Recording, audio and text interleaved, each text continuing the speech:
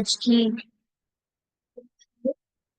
आज 30 जून 2024 और आज की मूली संडे है तो अव्यक्त बाप दादा की मूली है।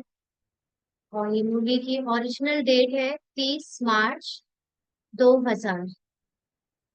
मूली का सार है, मन को दुरुस्त रखने के लिए बीच बीच में 5 सेकंड भी निकालकर मन की एक्सरसाइज करो। तो सुनेंगे बाबा के महावाक्य। आज दूरदेशी बाप दादा अपने साकार दुनिया के भिन्न भिन्न देशवासी बच्चों से मिलने आए हैं। बाप दादा भिन्न भिन्न देशवासियों को एक देशवासी देख रहे हैं। कौन सा देश? परम धाम वासी। ना बाबा सबको आत्मिक रूप में देखता है और आत्मिक रूप में हम सबका एक ही देश है। तो बाबा एक ही देशवासी के रूप में यहाँ पर पार्ट बजाने वाली आत्माएं जो अलग अलग देश में पार्ट बजा रही है, उनको उनके वास्तविक स्वरूप में ओरिजिनल मूल रूप में देख रहा है। चाहे कोई कहाँ से भी आए हो, लेकिन सबसे पहले सभी एक ही देश से आए हो।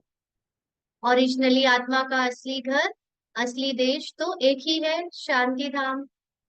तो अपना अनादि देश याद है ना? अनादि देश परम धाम को क्यों कहते हैं?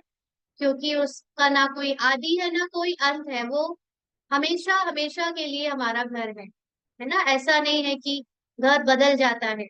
यहाँ पर पार्ट बजाने में तो हमें 84 जन्मों में 84 घर मिले या उससे भी ज्यादा मिले होंगे ना। एक ही लाइफ टाइम में अनेक लोग कई घर बदल लेते हैं, कई देश बदल लेते हैं। लेकिन आत्मा का जो ओरिजिनल घर है, वो किसी भी जन्म में चला जाए वो पार्ट बजाने, लेकिन रहता एक ही है। प्यारा लगता है ना? उस घर को जान पाना और अनुभव करना केवल इसी जन्म में होता है ना? तो वो अभी हम लोग बुद्धि से उस घर में जाते हैं तो प्यारा लगता है जाना। क्यों प्यारा लगता है? दुनिया को भूल जाते हैं उस घर में बैठ कर, है ना? तो वो जो लोग हॉलीडेज मनाने जाते हैं, वो भी इसीलिए जाते हैं ना कि थोड़ा काम काज से, थोड़ी ड्यूटीज से थोड़ा मुक्त होकर कुछ रिलैक्स करें। और हमारा तो कितना इजी है जाना। ना कोई पैसा लगना, ना कोई टाइम लगना है, और ना कोई मेहनत लगनी है, ना कोई तैयारी लगनी है। बस संकल्प का स्विच ऑन किया और अपने असली घर में रेस्ट करने पहुंच गए। तो प्यारा लगता है ना? बाप के साथ साथ अपना अनादि देश भी बहुत प्यारा लगता है ना? बाप दादा, क्योंकि बाबा को यथार्थ याद करने के लिए हमको कहाँ पहुंचना पड़ता है? परम धाम। वैसे तो बाबा ने हमको छुट्टी दे रखी है कि तुम मुझे अपने पास भी बुला लो, है ना? चाहे सूक्ष्म वतन में आ जाओ। लेकिन जो यथार्थ याद है, 100% याद है, वो परम धाम में है। तो इसलिए बाबा को भी वहां पर देखकर वो अनादि देश बहुत प्यारा लगता है। बाप दादा आज सभी बच्चों के 5 स्वरूप देख रहे हैं। जानते हो 5 स्वरूप कौन से हैं? हाँ, ये तो बच्चे जान ही गए, इतने दिन की पढ़ाई कर रहे, जानते हो ना? 5 मुखी ब्रह्मा का भी पूजन होता है।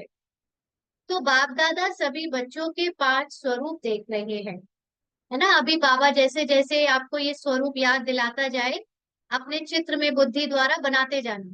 ठीक है? पहला, अनादि ज्योति बिंदु स्वरूप। ये तो वास्तविक स्वरूप है ना? इसको तो पार्ट नहीं कहेंगे, ये तो ओरिजिनल आत्मा का ही असली स्वरूप है। याद है ना अपना स्वरूप? भूल तो नहीं जाते? हाँ, भूल जाते हैं? नहीं भूलते? तो फिर निरंतर याद में आ जाएंगे अगर भूलते नहीं हो। मर्ज हो जाती है याद, है ना? इमर्ज नहीं रहती। दूसरा है आदि देवता स्वरूप। आता है याद? जब कभी कोई भी बात आए तो एकदम अपना देवता स्वरूप याद करो, सफलता के अधिकारी खुद को याद करो। पहुंच गए देवता स्वरूप में? पहुंच गए। तीसरा है मध्य में पूज्य स्वरूप। अपनी मंदिरों में जड़ चित्रों के रूप में मूर्तियां देखी, पूज्य स्वरूप, वह भी याद है। आप सबकी पूजा होती है या भारतवासियों की होती है?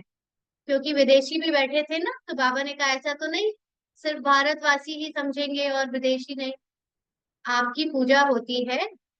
फिर बाबा ने पूछा, कुमार सुनाओ, आपकी पूजा होती है? जो भाई लोग समर्पित है, कुमार उनकी पूजा होती, बाबा उनसे पूछ रहे हैं। तो तीसरा है पूज्य स्वरूप। फिर चौथा है संगम युगी ब्राह्मण स्वरूप। और लास्ट में है फरिश्ता स्वरूप। तो पांच ही रूप याद आ गए सबको अपने अपने पांचों रूप याद। अच्छा, अब बाबा आपको ड्रिल दे रहा है। 1 सेकंड में यह पांच ही रूपों में अपने को अनुभव कर सकते हो? करा? 1 2 3 4 5। 1 सेकंड में हुआ? टाइम लग गया, हाँ, बिंदु रूप बनने में टाइम लगा, फिर उसके बाद एक एक सेकंड और लगा, हाँ? तो बाबा ने 1 सेकंड में पांचों रूपों को याद करने को कहा। तो कर सकते हो? ये पांच ही स्वरूप कितने प्यारे हैं। जब चाहो, जिस भी रूप में स्थित होना चाहो, सोचा और अनुभव किया। यही रूहानी मन की एक्सरसाइज है। आजकल सभी क्या करते हैं? आजकल सबको किस बात का बहुत जुनून है? जिम जाने का, है ना, फिजिकल एक्सरसाइज, ये नहीं तो योगा करने का। एक्सरसाइज करते हैं ना। तो जैसे आदि में भी आपकी दुनिया में, कौन सी दुनिया है आपकी असली? और पार्ट में सतयुग। ना, पार्ट में आपकी आधी दुनिया ही पहली, जो पहला पहला होता है वही सबको अपना लगता है ना। आप अपनी पूरी लाइफ टाइम में जहाँ पैदा हुए होते हो, जिस घर में आपने पहला घर बनाया होता है, आपको हमेशा वही याद रहता है, वो मेरा पहला, है ना। और बाकी बाद में आने वालों को फिर भी आप सेकेंडरी थर्ड रखते हो। तो ऐसे ही जब फर्स्ट दुनिया हमारी पार्ट में कौन सी थी? सतयुग, है ना। तो नेचुरल चलते फिरते की एक्सरसाइज थी। सतयुग में इतनी बड़ी जमीन होती थी, इतनी धरती होती थी, बड़े बड़े विशाल महल होते थे, और सब में गलीचे बिछे रहते थे, तो देवता चलते रहते थे, है ना। यहाँ तक कि शायद चप्पल भी नहीं पहनते थे, इतना प्यार से चलते थे धरती पर।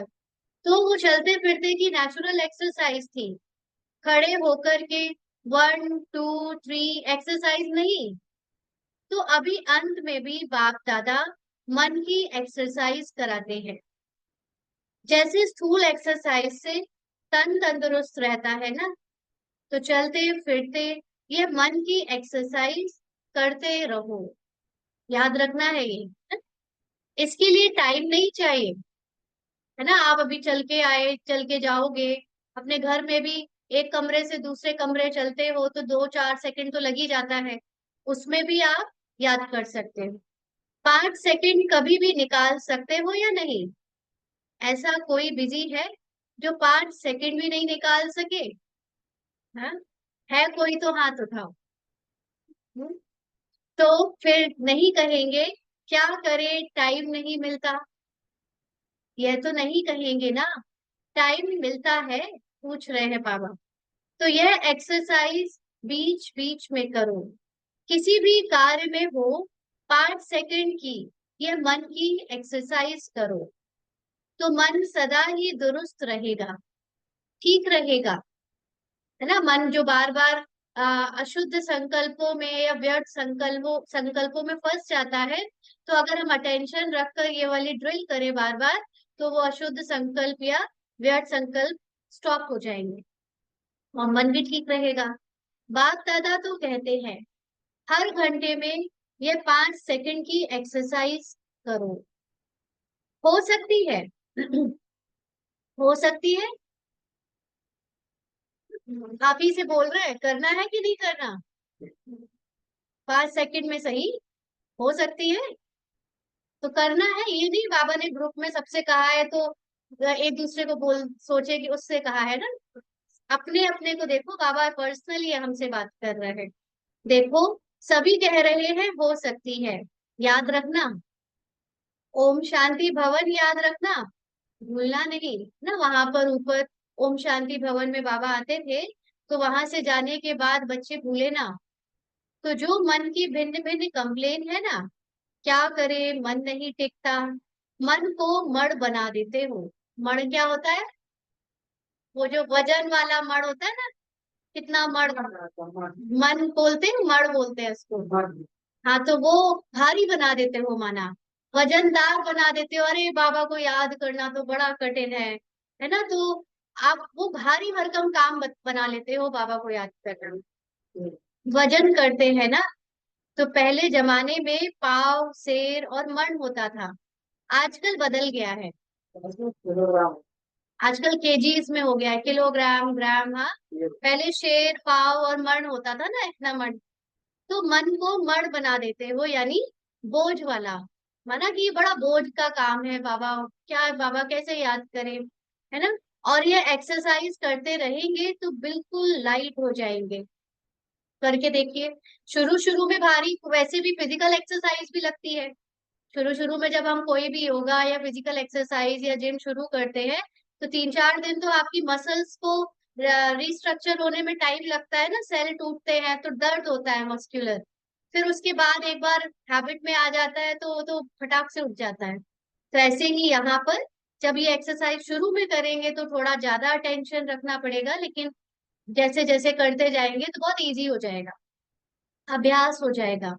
ब्राह्मण शब्द याद आए तो ब्राह्मण जीवन के अनुभव में आ जाओ। फरिश्ता शब्द कहो तो फरिश्ता बन जाओ। अब क्या है ब्राह्मण जीवन के अनुभव, कुछ बताइए। ब्राह्मण बोला तो ब्राह्मण के जीवन का कौन सा अनुभव करेंगे? आपने क्या अनुभव किया है ब्राह्मण जीवन में? और और सबसे बड़ी बात, एक जो सबसे बड़ी बात है ब्राह्मण जीवन में, वो क्या? और करेक्ट, बाबा। देवी देवताओं को बाबा मिला क्या?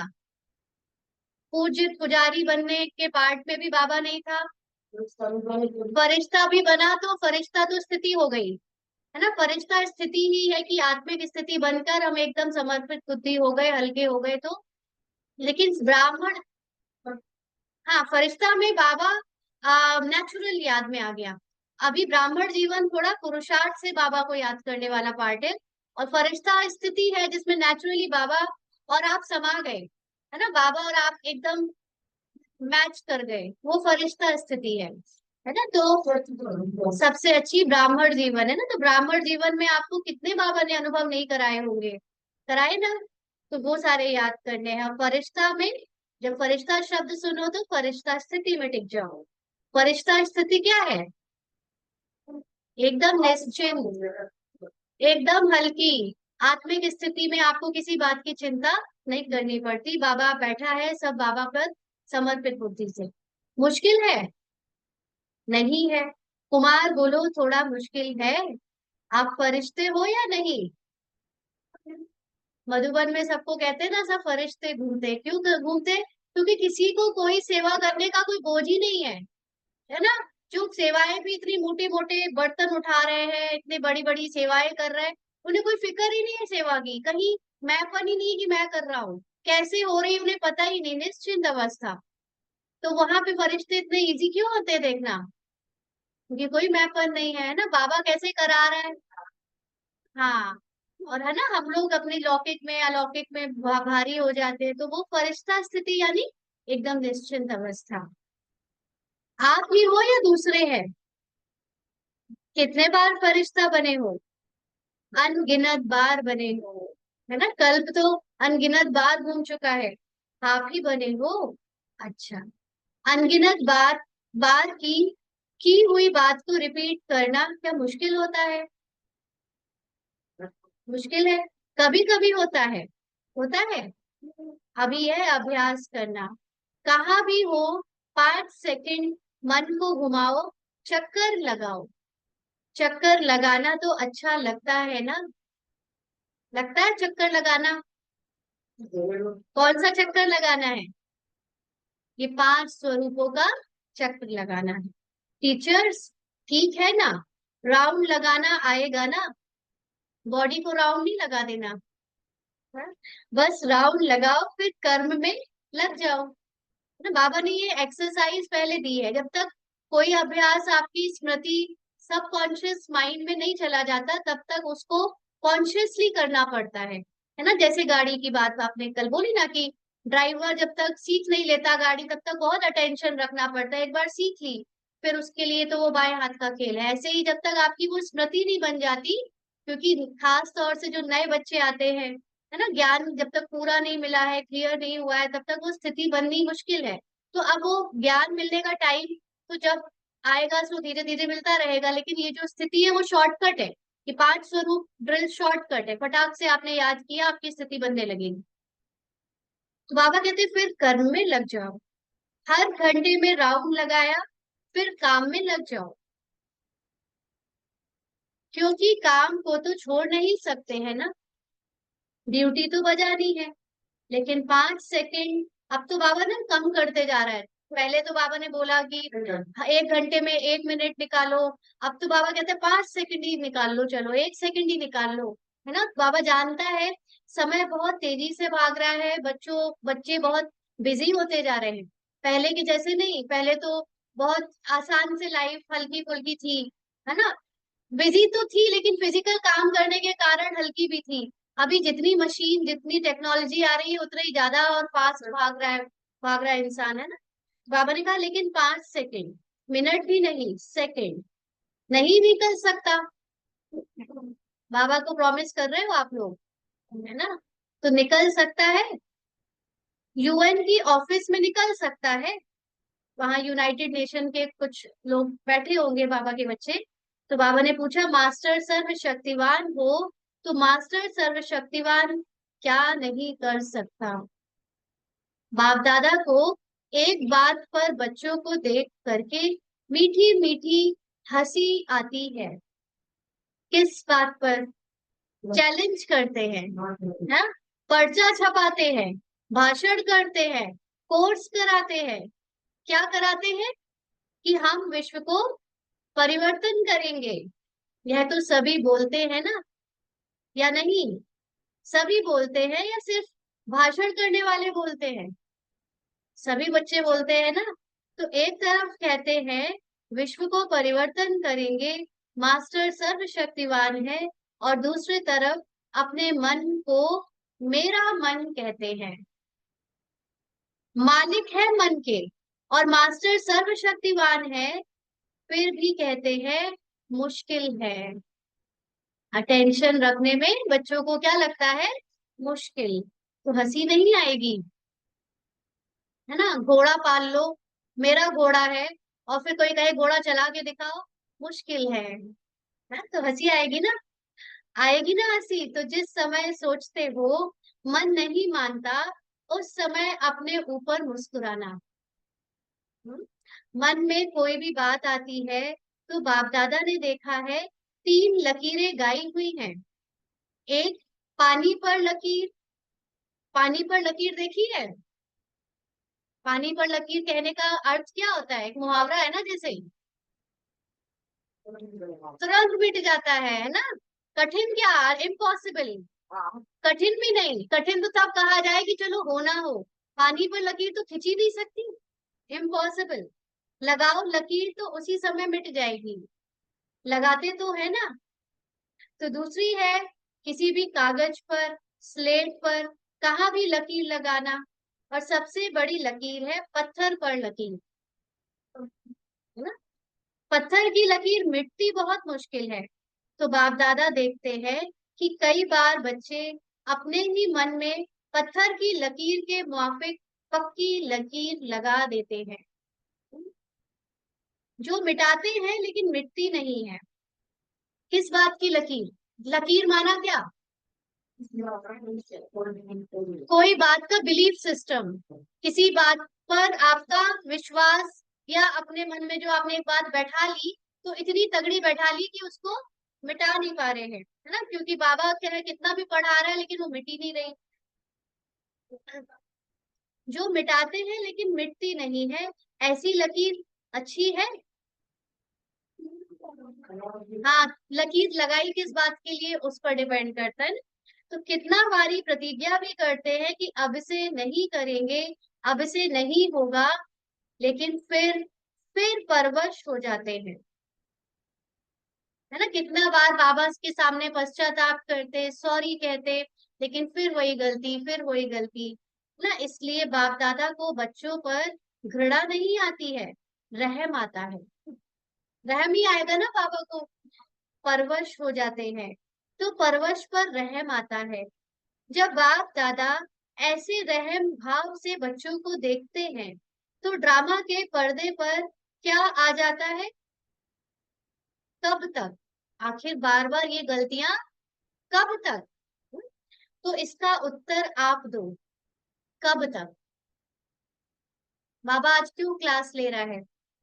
पहले बाबा ने कहा 5 स्वरूपों को याद करो, फिर बाबा अब ये थोड़ी सी क्लास ले रहा है, क्यों ले रहा है? बाबा की सुनेंगे आगे डांट। हाँ, तो उससे क्या होगा? क्या बनेगा? और हाँ, स्वमान में टिककर अपनी आत्मिक स्थिति आखिर बच्चे कब बनाएंगे? बार बार माया से प्रभावित होते रहेंगे, माया के वश होते रहेंगे, इंसानी गलतियां, मनुष्य वाली गलतियां करते रहेंगे, तो वो अपनी दैवी स्वरूप को कब सामने लाएंगे, संसार के सामने? इसलिए बाबा कह रहे हैं कब तक?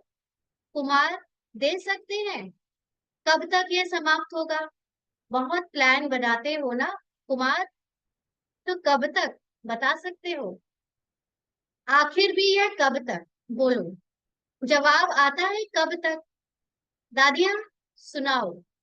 दादियों ने कहा, जब तक संगम युग है तब तक थोड़ा थोड़ा रहेगा। तो संगम युग भी कब तक?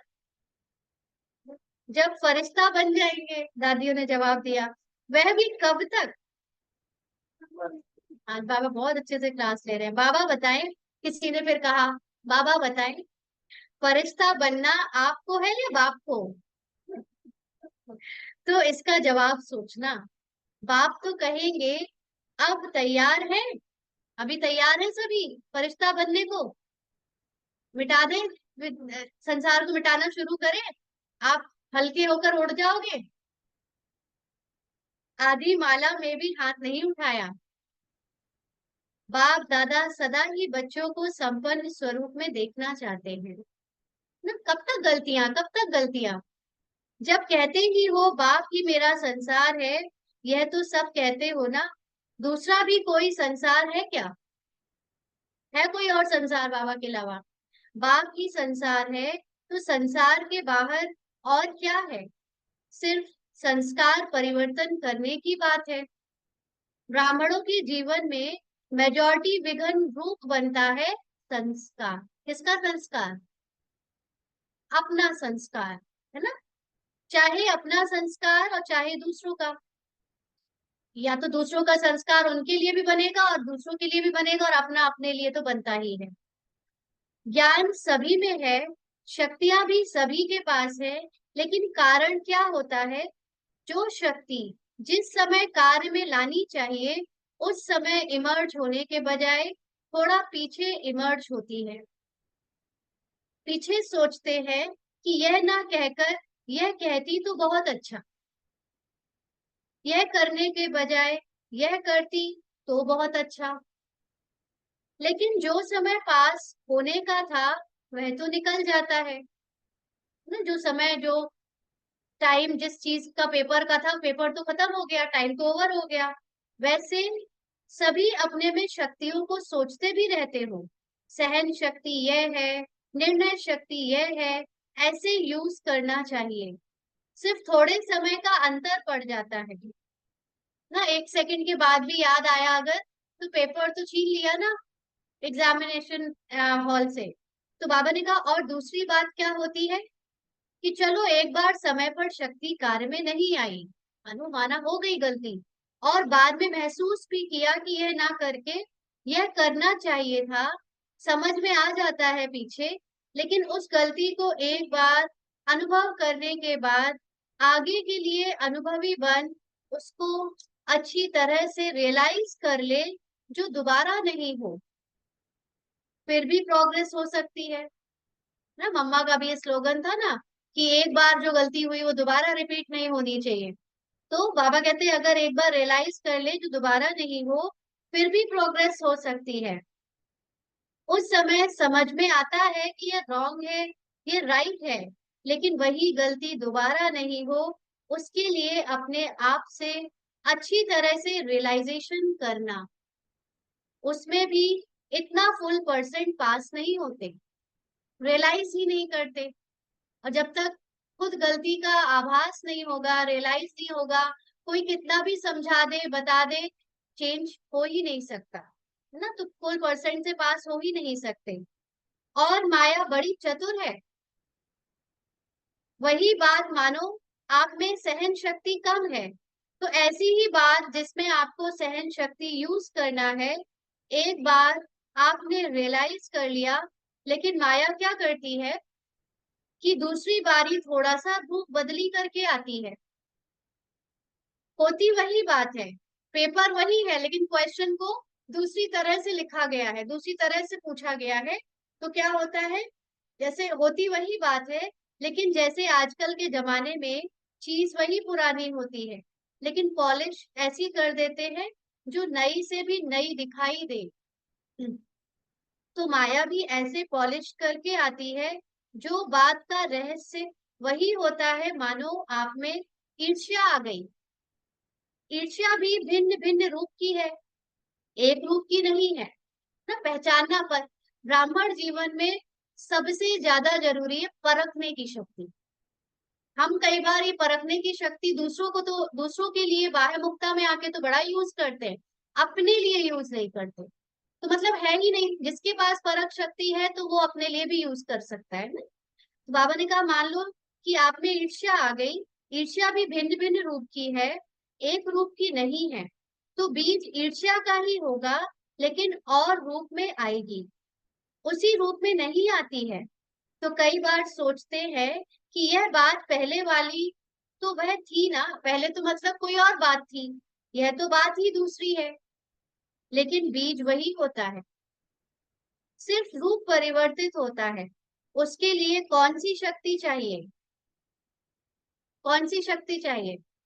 अब एक ही इंसान है ना, वो अलग अलग मेकअप करके आ जाए, तो अगर सामने वाले को उसकी मूल आदत या मूल कोई परखने की शक्ति नहीं है, तो धोखा खाता रहेगा, है ना। कुछ ना कुछ ऐसा होना चाहिए, जैसे किसी किसी को सीआईडी होती है या कोई भी परखने वाले होते हैं, वो कुछ ना कुछ ऐसे इम्प्रिंट से समझ जाते हैं कि ये वही है, यही बदल बदल के आ रहा है ना। तो यहाँ पर कौन सी शक्ति चाहिए, परखने की शक्ति। इसके लिए बाप दादा ने पहले भी कहा है कि दो बातों का अटेंशन रखो। एक सच्ची दिल, सच्चाई अंदर नहीं रखो। क्या होता है ना, कोई बात जब हम किसी से क्लियर नहीं करते, उसके बारे में बात नहीं करते, चर्चा नहीं करते, क्यों नहीं करते, क्योंकि अंदर सच्चाई नहीं है। डर है कि कहीं सामने वाला हमको हमारे सामने सच ना बोल दे और हम सहन ना कर पाए, है ना। इसलिए हम सोचते हैं, अरे अंदर ही रखो, ठीक है, बात ही नहीं करनी, छोड़ो उस बात को, बताना ही नहीं, कुछ बोलना ही नहीं। अंदर रखने से गैस का गुब्बारा भर जाता है, और आखिर क्या होगा, फटेगा ना। तो सच्ची दिल, चलो आत्माओं के आगे थोड़ा संकोच होता है, थोड़ा शर्म सा आता है कि पता नहीं मुझे किस दृष्टि से देखेंगे, लेकिन सच्ची दिल से, महसूसता से बाप दादा के आगे रखो। बाबा को तो बता सकते हैं ना, क्योंकि अल्टीमेटली बाबा ही निमित्त बनाता है औरों को। तो बाबा ने अगर आपको माफ कर दिया या बाबा के सामने आपने रियलाइज कर लिया, तो बाबा फिर वो आत्माओं को निमित्त बनाकर ठीक भी कर सकता है। तो ऐसे नहीं, मैंने बाप दादा को कह दिया, यह गलती हो गई, जैसे ऑर्डर चलाते हैं। हाँ, मेरे से ये गलती हो गई, ऐसे नहीं। कई बार ना हम ताने जैसा बोल देते हैं, हाँ हो गई गलती, ठीक है देख लेंगे अगली बार। तो ये नहीं, रियलाइज करना है ना अपने अंदर, सच में उस बात की कमी को अनुभव करना है, क्योंकि बताने वाले बता के चले जाएंगे, नुकसान हमारा ही है अगर हमने उसको रियलाइज नहीं किया तो। बाबा कहते हैं जैसे ऑर्डर चलाते हैं, हाँ मेरे से यह गलती हो गई, ऐसे नहीं, महसूसता की शक्ति से, सच्ची दिल से, सिर्फ दिमाग से नहीं। दिमाग क्या, कि अरे बता दे, नहीं बोलेंगे ना तो ये और बिगड़ जाएंगे, या कुछ छिन जाएगा या कुछ नुकसान हो जाएगा, चलो बोल देते हैं, हाँ हो गई गलती ना, ऑफिस में, कॉर्पोरेट जगत में हम लोगों के साथ ऐसे होता था, वहां पर चलता था कि बॉस ने कुछ बोला और हमने गलती अगर नहीं मानी तो नौकरी जाने का डर, सैलरी या प्रमोशन का डर ना होने का डर होता था, तो ऊपर ऊपर से कह देते थे। लेकिन ब्राह्मण जीवन में तो चरित्र सुधारने आए ना हम। आत्मिक स्थिति बननी बनेगी तब जब अंदर से बिल्कुल सच्चाई सफाई होगी। यहाँ पर ऊपरी खेल नहीं चल सकता, क्योंकि यहाँ पर चेकर कोई भी निमित्त आत्मा नहीं है, कोई मनुष्य नहीं है, बाप दादा है। तो बाप दादा को क्या नहीं पता, कितना भी छुपा लो वो तो गहराई से गहरे मन की भी बात को जानता है। तो बाबा ने कहा महसूसता की शक्ति से, सच्ची दिल से, सिर्फ दिमाग से नहीं लेकिन दिल से। अगर बाप दादा के आगे महसूस करते हैं तो दिल खाली हो जाएगा और किचड़ा खत्म। बातें बड़ी होती नहीं है, छोटी ही होती है। लेकिन अगर आपके दिल में छोटी छोटी बातें भी इकट्ठी होती रहती है तो उनसे दिल भारी हो जाता है। खाली तो नहीं रहती है ना, तो दिल खाली नहीं, तो दिलाराम कहाँ बैठेगा। अगर दिल में छोटी छोटी बातें बहुत सारी रहेंगी तो उसका व्यर्थ चिंतन भी चलेगा, और व्यर्थ चिंतन चलेगा तो बाबा का चिंतन फिर कैसे बैठेगा, उसमें बाबा कहाँ बैठेगा। बैठने की जगह तो हो ना। तो सच्ची दिल पर साहिब राजी, जो हूँ जैसी हूँ, जो हूँ जैसा हूँ, बाबा आपका हूँ। तो गलतियां भी हुई, पार्ट में हुई, कुछ भी गलत हुआ पार्ट में किया, वो भी ड्रामा अनुसार, स्क्रिप्ट अनुसार। लेकिन ये होना आपको क्यों बार बार रियलाइज करना है, ताकि हम उससे अपनी दूरी तो बनाए। आत्मा अपनी संपूर्णता को अनुभव तभी करेगी ना जब ऊपर से चढ़ी हुई गलतियों की परत उतरेगी। जो गलतियां रावण की और मनमत में आकर या माया के प्रभाव में आकर हो रही हैं, अगर आप उसको अपनी समझकर और उसको जस्टिफाई करते रहेंगे कि वो सही है, तो हम रावण के चंगुल से, पिंजरे से कब कैसे निकलेंगे। बना रहेगा वो, फिर आत्मिक स्थिति बनी नहीं सकती। तो बाबा को वो लेयर्स जो गलतियों की है, इच्छाओं की है, जो भी है, वो सब बाबा को देते जाओ। बाबा आ रही है, क्या करें, ये इच्छा आ रही है, ये मन में कामना आ रही है, ये गलती हो रही है, ये आप से ले लो, मेरी है ही नहीं, मुझे इससे कोई मतलब ही नहीं, मैं तो अपनी आत्मिक स्थिति में स्थित हूँ। लेकिन सच्चे दिल से, ऐसे नहीं कि बाबा हमें आगे बढ़ाए इसलिए बोल रहे हैं। तो जो हूँ जैसी हूँ, जो हूँ जैसा हूँ, बाबा आपका हूँ। बाप दादा तो जानते ही है कि नंबर वार तो होने ही है। आखिर फर्स्ट आत्मा जो बनने वाली है और बाद में आने वाली आत्माओं में यही तो अंतर होने वाला है कि फर्स्ट आत्मा में ना ईर्ष्या होगी, ना अहंकार होगा, ना क्रोध, ना लोभ, तो कोई भी विकार नहीं होगा।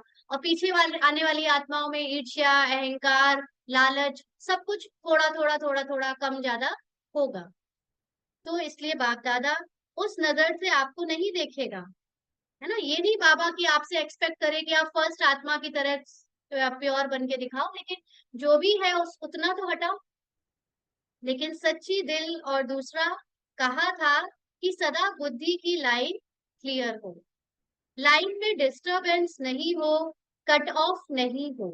बाप दादा जो एक्स्ट्रा समय पर शक्ति देना चाहते हैं, दुआएं देना चाहते हैं, एक्स्ट्रा मदद देना चाहते हैं, अगर डिस्टरबेंस होगी तो वह मिल नहीं सकेगी ना। कोई भी अगर परीक्षा आती है तो किस लिए आती है,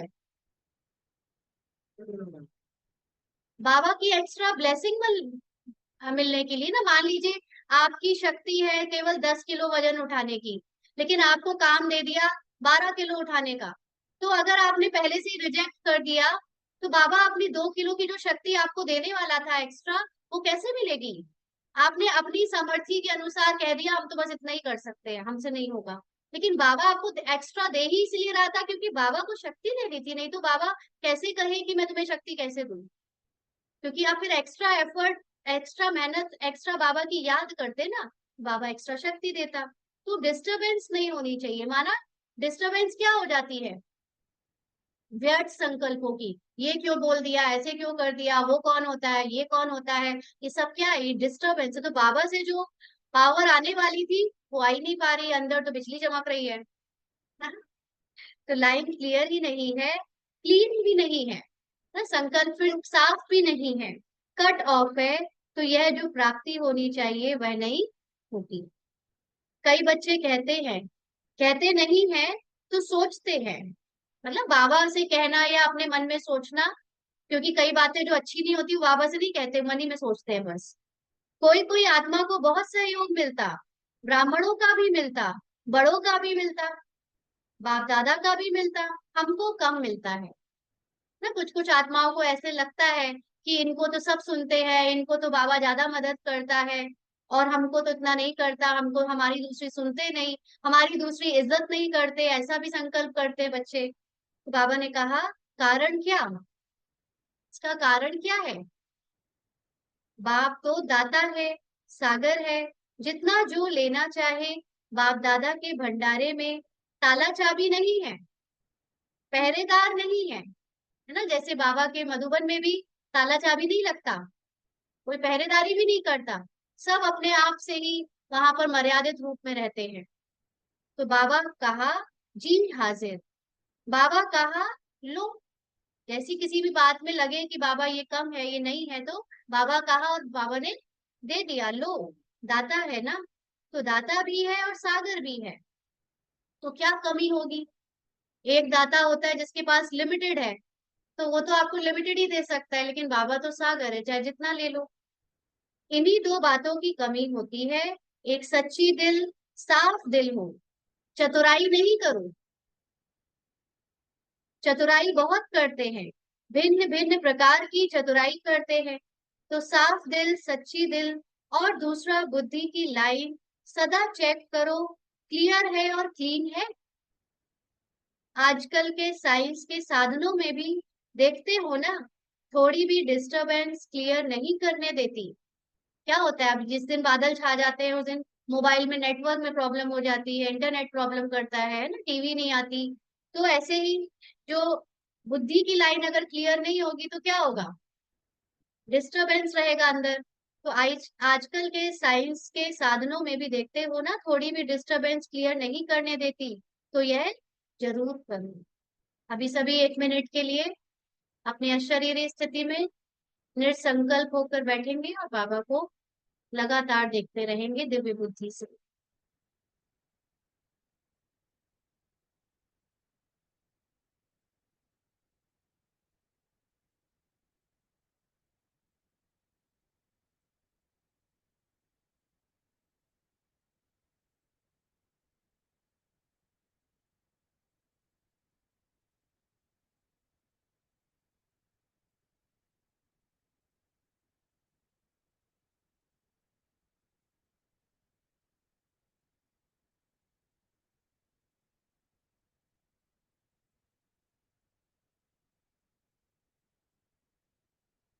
अच्छा, तो बाबा ने कहा, और विशेष बात, इस सीजन का लास्ट टर्न है ना, ये 30 मार्च की मुरली है, तो 30 मार्च या स्टार्टिंग के अप्रैल में लास्ट बाबा का बाबा मिलन होता है। इसलिए बता रहे हैं कि डबल विदेशियों के लिए ही नहीं, सबके लिए है। कि लास्ट टर्न में आप सामने बैठे हो, तो आप आपको ही कहना पड़ता है। बाबा को तो पता है ना, बाबा की मुरलियां अभी कितने बार रिवाइज होंगी और कितने बच्चे नए नए आएंगे वो भी सुनेंगे। तो बाबा भले ही बैठे उस समय उस वक्त की आत्माएं होंगी, लेकिन सभी बच्चों के लिए है। बाप दादा ने देखा है कि एक संस्कार या नेचर कहो, नेचर तो हर एक की अपनी अपनी है, लेकिन सर्व का स्नेही और सर्व बातों में, संबंध में सफल, मनसा में विजयी और वाणी में मधुरता तब आ सकती है जब इजी नेचर हो। अलबेली नेचर नहीं, अलबेलापन अलग चीज है। इजी नेचर उसको कहा जाता है कि जैसा समय, जैसा व्यक्ति, जैसा सरकमस्टांस, उसको परखते हुए अपने को इजी कर देवे। इजी अर्थात मिलनसार। टाइप नेचर बहुत टू मच ऑफिशियल नहीं, ऑफिशियल रहना अच्छा है, लेकिन टू मच नहीं, है ना। कई बार क्या होता है, कोई कोई आत्माओं को जब सेवाएं मिलती है तो वो अपने आप को उसके अहंकार में रखने लगती है कि मुझे ही ये सेवा मिली है, तो दूसरी आत्माओं के साथ थोड़ा रॉब या थोड़ा सा एक पारदर्शिता नहीं रहती ना, थोड़ा उनको अजीब तरह से बात करने लगते हैं कि हम ऊंचे हैं, आप नीचे हैं, आप ऐसा करिए। मतलब जैसे कॉर्पोरेट जगत में करते थे, हम लोग देखते थे, वैसे यहाँ पे नहीं चलेगा। यहाँ कोई सेवा पैसों के लिए नहीं कर रहा है, किसी को यहाँ पर कुछ मिल नहीं रहा बदले में, ऐसे स्थूल रूप से। इसलिए सब बराबर है ना। तो हम किसी पर, किसी को छोटा बड़ा या ऐसे सोचकर नया पुराना सोचकर थोड़ा उल्टा सीधा नहीं कह सकते या रौब नहीं जमा सकते, है ना। अपना बहुत सरल नेचर रखना है, इजी नेचर रखना है, कि हमारे बोल से, बातों से किसी को हर्ट ना हो, किसी की फीलिंग्स को ठेस ना पहुंचे। तो इजी अर्थात मिलनसार, बात कहनी भी है तो युक्ति से कह दिया, प्यार से कह दिया, समझा दिया। तो टाइट नेचर जो है बहुत ऑफिशियल नहीं रखना है। ऑफिशियल रहना अच्छा है, ऑफिशियल का मतलब बड़ा सोफिस्टिकेटेड रहना, ज्यादा किसी से बात ना करना, वो ठीक है, लेकिन टू मच नहीं। और समय पर, जब समय ऐसा है, उस समय अगर कोई ऑफिशियल बन जाता है तो वह गुण के बजाय उनकी विशेषता उस समय नहीं लगती ना। कहीं कहीं जरूरत होती है सबके साथ मिलनसार होने की, और वहां पे हम बड़े ऑफिशियल बन के बैठे हैं, तो फिर वो अच्छा नहीं लगता। एक एनर्जी में हैवीपन फील होता है, सब उसको देखकर सोचते भाई इनसे दूर रहो, इनसे बात ना करो, इनको कुछ बुरा ना लग जाए, कहीं उल्टा सीधा ना कह दे। ऐसे नहीं अच्छा लगता ना, वो गुण नहीं, फिर वो ना वो गुण लगती है ना वो विशेषता लगती है। तो अपने को मोल्ड कर सके, मिलनसार हो सके, छोटा हो बड़ा हो, बड़े से बड़ेपन में चल सके और छोटे से छोटेपन में चल सके, साथियों में साथी बन के चल सके और बड़ों से रिगार्ड से चल सके, इजी मोल्ड कर सके, है ना। कई बार पता ही नहीं होता, बड़ों को भी छोटा समझ लेते हैं, छोटों को बड़ा, सब कुछ भी मतलब पता नहीं कहाँ पे कैसे बिहेव करना है। तो इजी मोल्ड कर सके, यही अंतर आता है। खास तौर से आचरण में देखने में आता है कि इसकी कितने रॉयल संस्कार हैं। रॉयल आत्मा को पता होता है कहाँ पर हमें किस तरह से किसके साथ क्या व्यवहार करना है, और अनरॉयल में वो कुछ भी कहीं भी कर देता है, गलतियां कर देता है, फिर आपस में टकराव होता है, फिर दूसरी आत्माएं उससे बिगड़ जाती हैं, और ये चलता रहता है ना। तो बहुत अपने आप को रॉयल्टी से रखना है। और कई बार लोग रॉयल्टी का मतलब समझ लेते हैं कि हम अलग खाएंगे, अलग बर्तन में खाएंगे, हम दूर बैठेंगे, हम अपने आप को श्रेष्ठ समझेंगे। ये नहीं होती रॉयल्टी। रॉयल्टी का मतलब कब कहाँ किसके साथ कैसे व्यवहार करना है। इजी मोल्ड कर सके, शरीर भी इजी रखते हैं ना, तो जहां भी चाहे मुड़ जाते हैं।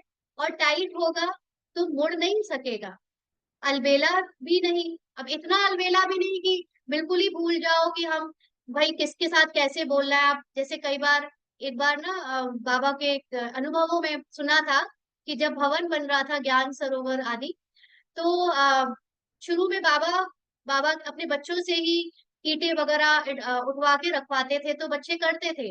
एक बार की ऐसी कुछ बात है बाबा के सामने की ही, पांडव भवन वगैरह में। तो दादी तो नहीं, बट कुछ भाई लोग, बाबा के बच्चे ऐसे कुछ मजदूरी वाला काम कर रहे थे।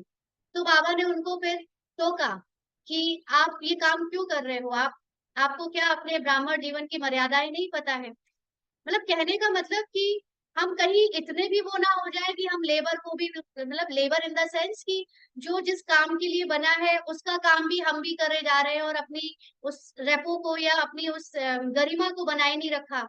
एक हर उसकी गरिमा भी होती है ना। इसलिए बहुत परख शक्ति चाहिए, और कहीं भी कभी हम इतना सोफिस्टिकेटेड हो जाते हैं कि जहां हमको करके दिखाना चाहिए, एक एग्जाम्पल सेट करना चाहिए, वहां पर हम इतने अकड़ू हो जाते हैं कि हम नहीं करेंगे, हम नहीं, हम क्यों करें ये काम। तो दोनों जगह आपको पता होना चाहिए कहाँ करना है और कहाँ नहीं करना है ना। तो उस अगर आपको नहीं पता है तो आप अलबेले हो, और जब जरूरत से ज्यादा आप कर रहे हो तो फिर वो बहुत ज्यादा टाइट है। तो अलबेलापन भी नहीं, इजी है तो जहां चाहे इजी हो जाए, अलबेलापन हो जाए। कई बार है ना, भाई बहन इतना समझते हैं और हम सब बराबर ही तो है, तो फिर छोटे जो आते हैं वो आपको कुछ भी बोले जा रहे हैं, उनको भी अकल नहीं है, और बड़ों को भी ये नहीं है कि हमको अपनी गरिमा युक्त अपनी इज्जत अपनी रखनी है। तो सामने छोटे वाले कुछ भी आपको बोले जा रहे हैं, और कहीं कहीं इतना टाइट हो गए कि साथ वाले सेवाधारियों से भी अपने को श्रेष्ठ समझ रहे हैं। तो ये सारी चीजें बहुत ध्यान से रखनी है। बाबा ने कहा ऐसा नहीं, बाप दादा ने कहा ना इजी हो जाओ तो इजी हो गए, ऐसा नहीं करना। इजी नेचर अर्थात जैसा समय वैसा अपना स्वरूप बना सके। अच्छा, डबल विदेशियों को अच्छा चांस मिला है। सभी को ड्रिल याद है या भूल गई? अभी अभी सभी ये ड्रिल करो, चक्कर लगाओ, लगाओ चक्कर। चलो सभी 5 स्वरूपों को याद करो, 1 सेकंड, 5 मिनट, 5 सेकंड में।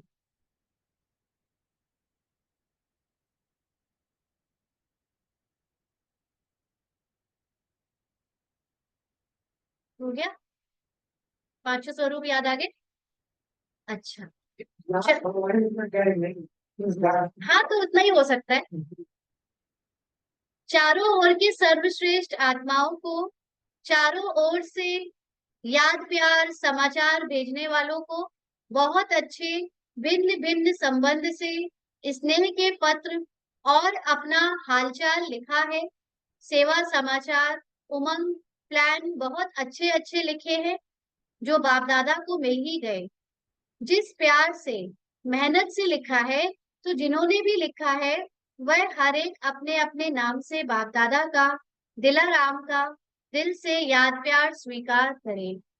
बच्चों का प्यार बाप से और उससे पदम गुणा बाप का बच्चों से प्यार है और सदा अमर है। स्नेही बच्चे न बाप से अलग हो सकते हैं, न बाप बच्चों से अलग हो सकते हैं। साथ है, साथ ही रहेंगे। चारों ओर के सदा स्वयं को बाप समान बनाने वाले, सदा बाप के नयनों में, दिल में, मस्तक में समीप रहने वाले, सदा एक बाप के संसार में रहने वाले, सदा हर कदम में बाप दादा को फॉलो करने वाले, सदा विजयी थे, विजयी है और विजयी रहेंगे, ऐसे निश्चय और नशे में रहने वाले, ऐसे अति श्रेष्ठ सिकी लदे प्यारे ते प्यारे सर्व बच्चों को याद बाप दादा का याद प्यार और नमस्ते। हम रूहानी बच्चों की रूहानी बाप दादा को याद प्यार, गुड मॉर्निंग और नमस्ते बाबा, शुक्रिया, थैंक यू बाबा। आज का वरदान है, हर सेकंड के हर संकल्प का महत्व जानकर जमा का खाता भरपूर करने वाले समर्थ आत्मा भव। सभी कहेंगे, हर सेकंड के हर संकल्प का महत्व जानकर जमा का खाता भरपूर करने वाले समर्थ आत्मा भव। संगम युग पर अविनाशी बाप द्वारा हर समय अविनाशी प्राप्तियां होती हैं। क्या क्या है आपके पास अविनाशी प्राप्तियां?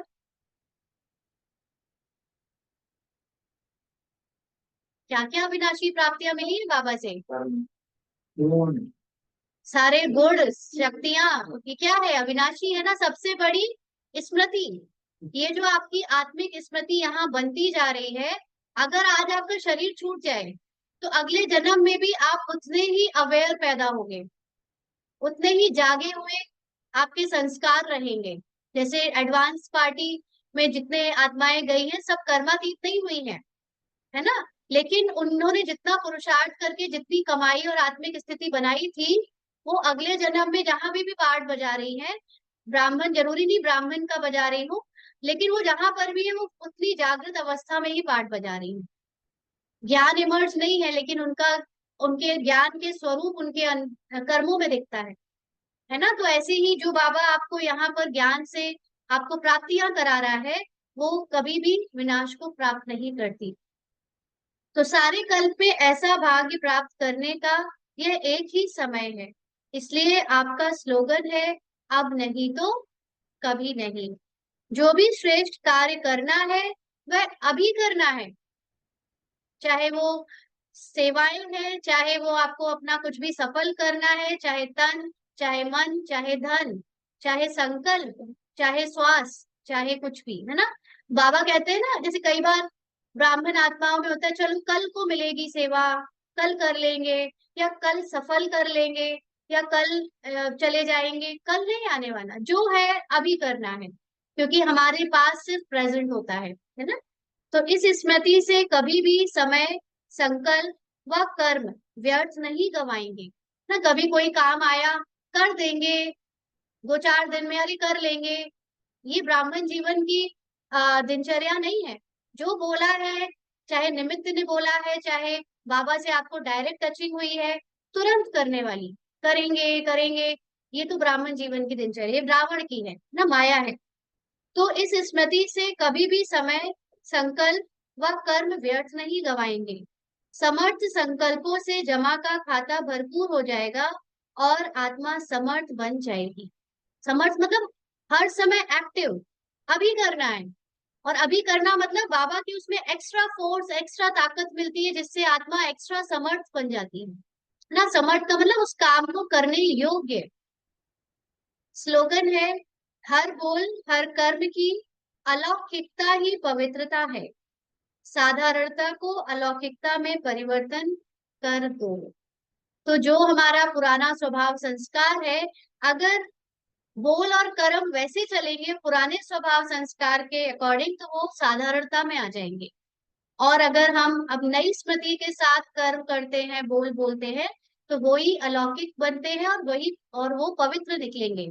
तो अपनी साधारणता को किस में चेंज कर दो, पुराने स्वभाव संस्कार कर्म बोल को अलौकिकता में परिवर्तन कर दो, आत्मिक स्मृति और नई स्मृति के साथ उनको बोलो। अच्छा, ओम शांति। आज 30 तारीख के अव्यक्त इशारे हैं। जैसे शारीरिक व्याधि कर्म भोग अपनी तरफ बार बार खींचता है, मतलब शरीर में कोई दर्द होता है तो क्या होता है, बार बार अपनी तरफ खींचता है ना। तो कहते हो क्या करें, वैसे तो ठीक है लेकिन कर्म भोग कड़ा है।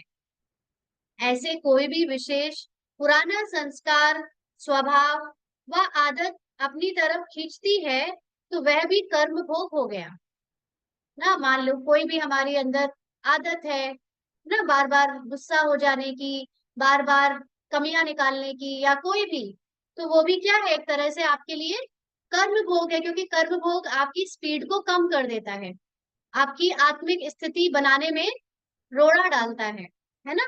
तो अगर वो संस्कार बार बार इमर्ज हो रहा है या कोई स्वभाव इमर्ज हो रहा है तो वो भी कर्म भोग हो गया। कोई भी कर्म भोग कर्म योगी नहीं बना सकेगा।